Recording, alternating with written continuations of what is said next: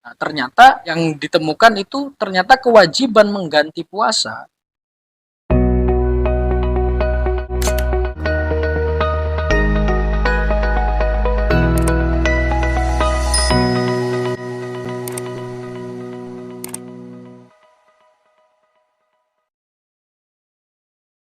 Assalamualaikum warahmatullahi wabarakatuh. Kita bertemu kembali di sharing session Ramadan. Saya Vivi Lutfia dari Divisi Bidang Dakwah PAC Fatayat Astana Japura. Kali ini kami akan membahas tentang fikih wanita. Bersama narasumber kami yaitu Gus Abbas. Assalamualaikum Gus. Waalaikumsalam, Mbak Vivi. Gus Abbas ini salah satu pengasuh Asrama Al-Arifah di Pondok Buntet Pesantren. Beliau sudah warawiri di media sosial ya Gus ya, Iya, untuk memberikan kajiannya, ilmunya berupa tentang fikih, itu fikih wanita. Gus, ke bulan Ramadan ini kan biasanya kalau wanita itu pasti banyak problemnya, iya. kayak datang bulan lah atau head, terus ibu yang menyusui, hamil, melahirkan. Nah, Nah, itu bagaimana menghadapi bulan Ramadan ini? iya. Pertama, perempuan itu kan memang ada beberapa hal yang harus diperhatikan ya. Ada treatment khusus ketika Ramadan. Yang pertama ketika datang bulan.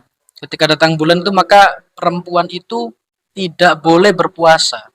Hukumnya tidak boleh. Bukan hukumnya bukan pilihan antara boleh atau tidak meninggalnya, tapi hukumnya tidak boleh. Yang kedua ada perempuan itu ketika keadaannya hamil dan menyusui.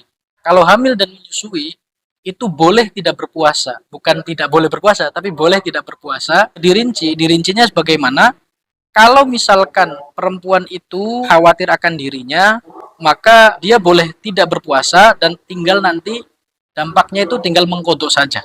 Apabila khawatir akan dirinya dan bayinya atau bayinya saja, khawatir akan bayinya, maka nanti dampaknya itu akan mengkodo dan membayar fidyah atau membayar kafarat lah bahasanya. Itu bagaimana cara membayar kodonya itu? Nah, untuk membayar kodonya kan tentu di bulan lain selain Ramadan dan hari-hari yang tidak dilarang puasa kayak satu Syawal, hari Tasyrik dan sebagainya. Bebas bulan apa saja, yang penting jangan sampai Ramadan yang akan datang jangan sampai datang kembali gitu. Jangan sampai Ramadan ke depan. Tapi kalau misalkan kita lupa gitu untuk membayar kodo, apakah masih bisa bayar di Ya, Ramadan berikutnya? kalau misalkan lupa, misalkan dalam waktu satu rentang setahun itu ya, itu kayaknya nggak mungkin lupa ya. Iya, dia kadang-kadang ada yang lupanya. Iya. Cuman nanti berdampak tetap mengkodok di bulan Ramadan di bulan setelah bulan Ramadan. Nanti yang harus diperhatikan adalah fidyahnya bertambah. Oh, Misalkan yang di dia itu berbuka puasa di Ramadan ini, misalkan 3 hari, 3 hari karena khawatir akan bayinya. Nah, itu kan berarti dia wajibnya adalah 3 hari mengkodok dan kafarot atau bayar fidyah sebanyak 3 hari itu. Fidyahnya berapa? Per hari itu 1 mud. 1 mud itu kalau kita konversikan di zaman sekarang itu 0,8 kilogram. Kita bulatkan 1 kilo lah. Nah, 1 kilogram. Berarti per hari 1 kilo, berarti untuk 3 hari berarti kan 3 kilo. Nah, seperti itu. Jika misalkan Ramadan itu, jika Ramadan itu apa namanya, Ramadan yang akan datang itu belum mengkodonya, maka nanti tetap wajib mengkodok 3 hari itu. Nah, tetapi yang 3 kilo ini akhirnya double. Berarti 1 kilo berarti tadinya 3 kilo menjadi 6 kilo. Seperti itu. jadi kalau misalkan kita lupa terus kita bayar lagi di Ramadan berikutnya, jadi akan bertambah. Bertambah, bertambah. Untuk fidyahnya itu atau kafarotnya itu. Seperti itu. Terus kita tentang head. Ya. Apa sih amalan yang bisa dilakukan ketika wanita sedang head? Kalau perempuan yang sedang haid, otomatis kan yang diharamkan itu kan sholat, tawaf, terus membaca Al-Quran, diam diri masjid. Lah, apa saja kira-kira amalan yang diperbolehkan ketika perempuan haid? Ya banyak sekali. Kayak misalkan contohnya masih bisa sholawatan. Mm-mm. Atau bisa saja membaca Al-Quran tapi dengan niat tidak membaca, tapi dengan niat itu berzikir seperti itu. Oh, Jadi masih tapi memang diucapkan iya nggak apa-apa, apa-apa. cuman dengan niat berzikir saja. Nah, sedangkan itu banyak sekali ganjarannya, dan yang terpenting itu yang harus digarisbawahi, ketika perempuan itu tidak berpuasa dalam bulan Ramadan karena haid, bukan berarti perempuan itu hilang pahalanya. Tidak seperti itu. Hmm, Seakan-akan kan ketika perempuan itu tidak berpuasa ketika lagi haid, seakan-akan laki-laki lebih tinggi pahalanya karena berpuasa, perempuan tidak. iya. Konsepnya tidak semacam itu. Karena tidak bolehnya perempuan itu berpuasa pada bulan Ramadan ketika haid itu merupakan larangan. Sehingga ketika perempuan itu melaksanakan atau tidak melaksanakan puasa dengan niat nurut kepada Allah atau nurut perintahnya Allah atau nabinya, maka itu mendapatkan ganjaran, mendapatkan pahala tersendiri. Sehingga tidak ada keterangan yang mengatakan bahwa perempuan itu kurang gara-gara haid, itu ya enggak, bukan gitu konsepnya. Cara jalan pemikirannya bukan Jadi seperti itu. sama aja kita juga mendapatkan pahala seperti yang Iya, pria iya. kerjakan Iya. gitu ya. Jadi sama-sama aja, sama-sama mendapatkan pahala. Karena kemarin-kemarin itu dua tahun atau 3 tahun kemarin itu ribut masalah ini, Mbak Vi. Dipermasalahkannya haid, tentang haid, bagaimana perempuan itu haid, laki-laki nggak haid, seakan-akan laki-laki itu pahalanya Allah itu memberikan keluasan kepada laki-laki untuk pahala, sedangkan ke perempuan tidak. Oh, tidak semacam itu. Makanya waktu itu ada ya gampangannya ada ini. Ada semacam protes lah dari orang-orang yang mendukung dalam tanda kutip perempuan dalam hal itu atau mengkritik hukum yang sudah ada. Nah, waktu itu saya juga tidak pantas untuk dikatakan membela ya. Kalaupun membela ya rakyat jenaka, rakyat kecil, jelata itu yang membela yang sudah ada, bahwa waktu itu tuntutannya adalah kalau misalkan perempuan itu haid, harusnya jangan dijadikan haram haid itu, tapi dijadikan pilihan seperti orang yang berpergian. Orang bepergian itu kan boleh puasa, boleh juga tidak. Seharusnya begitu. Karena ada beberapa kritikan waktu itu. Kenapa kalau dilarang, kalau orang haid itu dilarang puasa, kenapa kok masih tetap wajib mengkodonya? Padahal sesuatu yang dilarang itu ya tidak ada proses untuk mengkodo itu, untuk menggantinya nggak ada. Begitu. Nah, sehingga ini sebenarnya ada miskomunikasi tentang bagaimana kenapa turunnya hukum ini gitu. Ada miskomunikasinya bagaimana? Seakan-akan bahwa perintah larangan itu juga menuntut bahwa perempuan itu juga mengkodonya.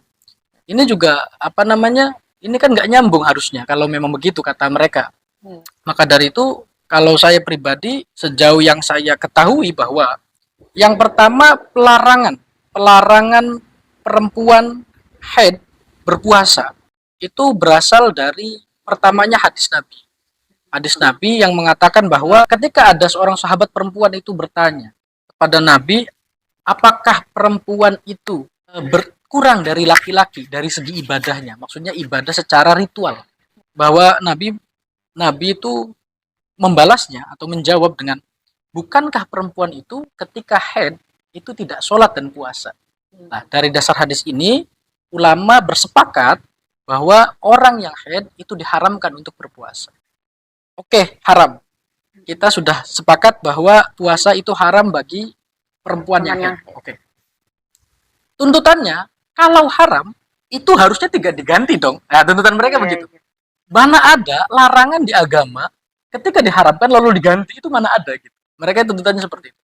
Makanya bahasa kodo juga dalam hal mengganti puasanya perempuan ketika haid itu sebenarnya tidak pada tempatnya. Kalau mengkodo itu kan melaksanakan sesuatu yang tadinya ditinggalkan. Sedangkan yang ditinggalkan ini karena entah dia lupa atau apalah pokoknya. Sedangkan dia memang haram, harusnya jangan kodo gitu. Makanya dari sini terus bagaimana itu yang kodo? Kok kenapa masih wajib mengkodo atau wajib menggantinya? Nah, ternyata yang ditemukan itu ternyata kewajiban mengganti puasa itu hadis Nabi lagi. Jadi ada perintah baru oleh Nabi, diperintahkan oleh Nabi. kata Jadi Sayyidah Aisyah. ada hadis lain gitu Ada ya. hadis lain begitu. Nah, Sayyidah Aisyah itu mengatakan bahwa kunna nu'maru biqada'is syiyam, tapi walam nu'mar biqada'is shalah.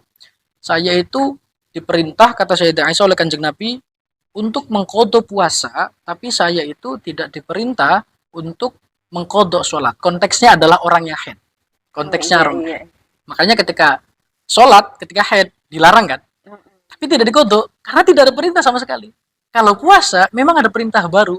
Nah, bahasa Ini yang ulama. jadi pertanyaan kita mungkin ya. Iya, Sebagai perempuan bertanya-tanya, kenapa kalau puasa dikodok tapi sholat tidak gitu. iya, Jadi iya. ini Iya. soal mulanya. Iya, memang karena Iya. tidak ada perintah sama sekali sama Nabi. Mm-mm. Yang diperintahkan itu adalah hanya puasa. Hanya puasa. Makanya ulama itu mengasih bahasanya itu kodo ulsiyam atau mengkodo puasa bagi orang yang haid itu dengan biamrin jadid, dengan perintah yang baru yang datang dari Nabi. Oh iya. Seperti itu. Sehingga tidak bisa dikatakan puasa itu tidak bisa dikatakan puasa bagi orang haid itu adalah sebagai pilihan seperti orang yang safar. Dan memang harus ditinggalkan. Lah, meninggalkannya orang haid puasa itu dapat pahala. Begitu. Jadi memang apa namanya khusus memang ada hukum khusus untuk perempuan itu memang Aduh, wanita istimewa sebenarnya kalau kita kalau kita dapatkan privilege dari Allah. dari Allah itu Iya. iya Rumit tapi ya begitulah. ya untuk memang kalau orang hamil dan menyusui yang tadi kalau memang meninggalkan boleh meninggalkan dan boleh tidak kalau serasa itu khawatir akan dirinya maka boleh untuk meninggalkan puasa tidak apa-apa tidak berpuasa Jadi jangan dipaksa gitu jangan ya. dipaksa nggak usah dipaksa ya Misalkan, duh nggak mau ini nggak mau ada kodok harus tetap ini dikuat-kuatkan itu boleh nggak sih gitu harus tetap menyusui walaupun dirinya kayaknya menyiksa gitu. Ya sebenarnya yang paling baik adalah tanya dulu ke dokter apakah dampaknya semacam apa. Oh ya bisa. Kalau tanya misalkan ke medis gitu ya. iya, kalau misalkan kata dokter ini bahaya ini, maka ya sudah mendingan kita nurut ke dokter bahwa tidak usah berpuasa. Kalau misalkan bahayanya buat dirinya, maka ya jelas hanya diwajibkan untuk mengkodok saja. Tidak kifarah. Kalau misalkan kata dokternya ini bahaya untuk anaknya, maka tidak berpuasa nanti tinggal kodok dan bayar kifarah atau fidyah itu. Fidyahnya 1 kilo lah kita gambarkan. Kalau di dalam teks sih bahasanya 1 mud. 1 hari itu 1 mud. 1 mud itu kalau kita konversikan sekarang itu adalah 0,85 kilogram. Ya 1 kilo lah. 1 kilogram. Orang yang bernifas juga itu apakah sama? Ya, nifas juga sama. Tidak dilarang juga puasa. Nifas juga sama. Kemarin itu ada beberapa ini, Mbak. Ada orang hamil, keluar darah, lalu ketika dia keluar darahnya belum melahirkan. Terus Flek, ada kayak flek gitu. Terus tanya ini nifas bukan? Kalau kata saya jawab bahwa ini bukan nifas. Belum nifas. Kalau nifas itu memang harus tapi wajib sholat. Masih wajib sholat. Oh, iya. Karena kenapa? Kalau itu dikatakan haid, harus memenuhi syarat haid dulu kan, harus 24 jam. Kalau itu nifas, enggak juga. Karena nifas itu batasannya adalah sampai keluarnya anak, sampai keluarnya bayinya, itu semuanya. Jadi darah yang keluar bersama dengan bayi juga itu bukan darah nifas. Seperti itu. Jadi masih wajib. Kalau belum 24 jam atau kalau tidak 24 jam, yaitu istihadah namanya. Yes.